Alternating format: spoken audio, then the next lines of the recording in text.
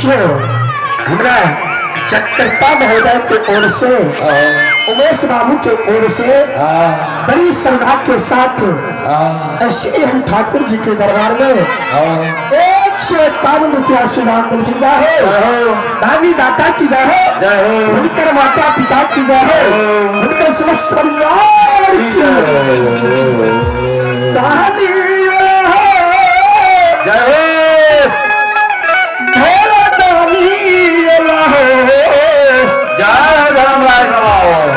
धर्मराज बाबा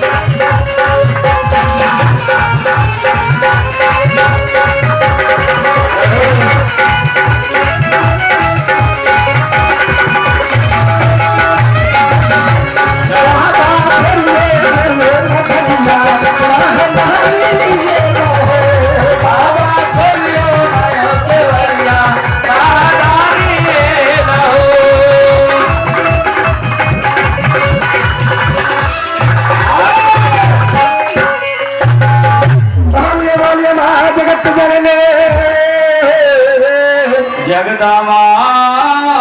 की हो जय सीता ये श्री भगवान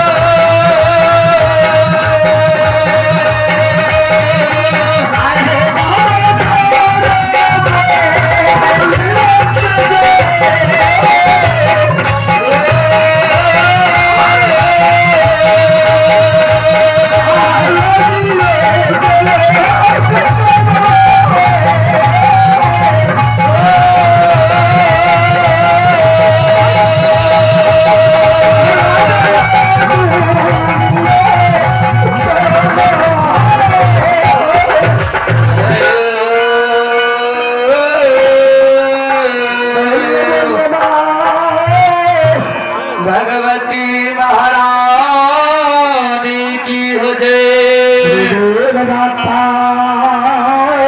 हाँ